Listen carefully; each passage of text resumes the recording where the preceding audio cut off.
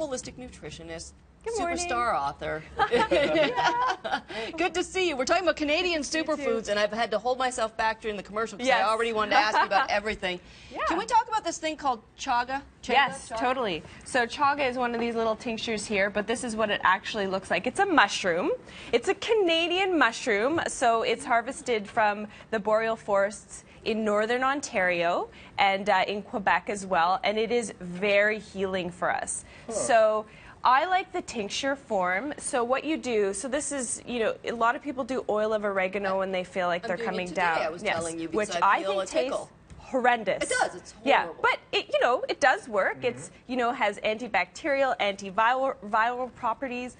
But I like chaga because it is also immune boosting, and it's also really good. It's considered an adaptogen. Have you guys heard of an adaptogen before? So it helps the body adapt and deal with stress, and so it is really, really powerful. So they harvest it. It's wild. So this brand, they harvest it wild, and then what you can do, I'll just show you here if I can grab this. You can either buy the mushroom. So this is just the mushroom, like cut up in chunks, and you can brew it yourself and then make a tea. And you could also combine it with like vanilla bean powder, some cinnamon, some coconut milk, so you could make a nice little drink out of it. Or you could do it just like by taking the extract and just dropping it under your tongue. Does it taste mushroomy? Do you want to try it? It actually does. Yeah, totally, absolutely. It actually doesn't. I don't know how to describe the taste. Almost sweet, nutty, but but it's like strong. Whoa, it's very dark. Yeah. So just even do like a little drop. So yesterday I totally was feeling, it's just been crazy busy, and I was feeling like I was coming down with something. So I did a couple drops under my tongue, and I felt like my sinus is just clear. Really? So how's his reaction? Yeah. How many drops did you do?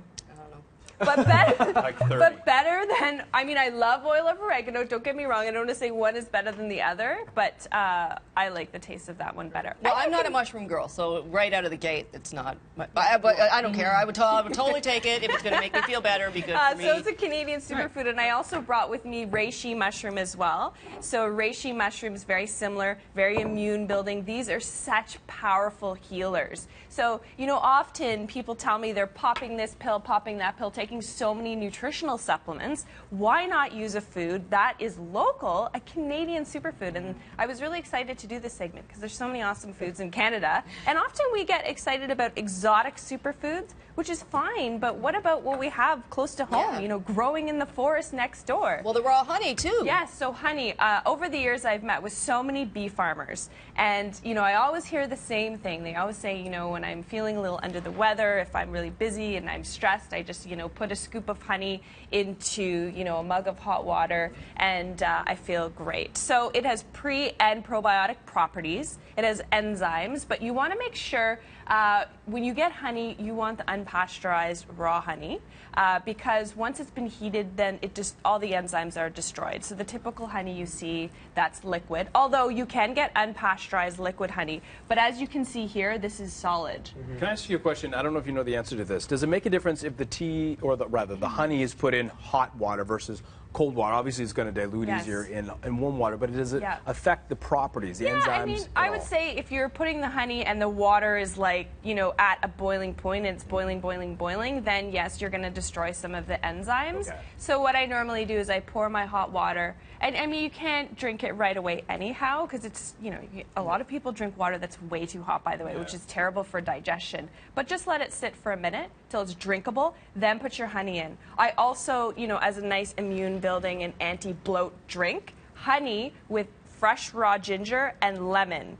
That will deflate your belly. Really? It's amazing. Absolutely. You know, like mid-afternoon, if you feel like you've rushed through lunch and you're getting a bloated belly, oh, that's like my trick. Throw in a chunk of ginger? I would cut off a chunk of ginger, put in a dollop of honey, half of a lemon, freshly squeezed, into hot water, drink it back. And it's so good for your immune system, Doing it today. Yes. What? Fantastic.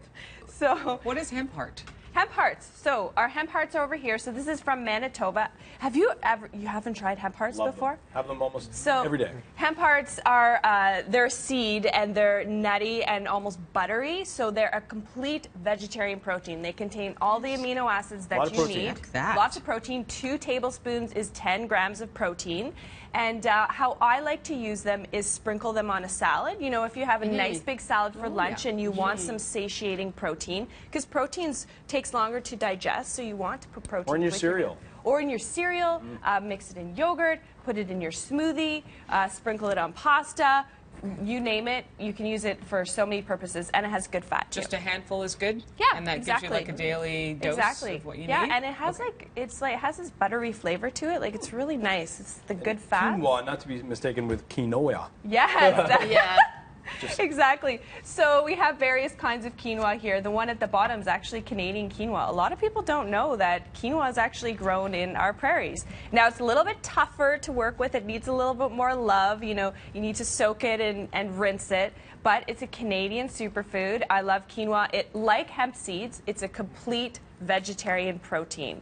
And it's quick, it's affordable. I like it in soup. To substitute pasta, put in quinoa Great instead. idea. Gluten-free for a lot of people who are trying to avoid gluten because they have to or because they feel better without gluten. I love sauteing up a bunch of veggies, making some quinoa. It takes 12 to 15 minutes to make, mixing it all together. So delicious, you know, with some sort of sauce that you make. It's so affordable. Quinoa is so affordable. Okay, we're almost out of time. Yes. Just quickly here, the salmon. Salmon, This is yeah, of so course. great for you. Salmon we know is so good for cardiovascular health because of the omega-3s. It's got to be wild salmon. Doesn't have to be. No? So what you want to do is do your research. So I used to think that too. I used to think that only wild was you should only purchase wild. But if you do your research, there's actually some farmed fish that is totally sustainable. And we want to choose both because the world's fisheries are really being depleted at a very fast rate. So we want to do farmed and wild, but do your research because not all farmed fish is created equal. No, definitely not. And then, of course, cauliflower. I like to say move over kale because cauliflower is coming in.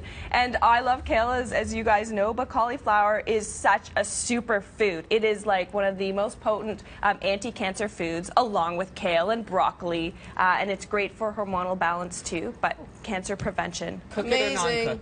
Both. Both? Yeah, It's okay? yeah, mixture of both. I'll talk to you about this stuff all day. Joy McCarthy, thank you so much. Thank you.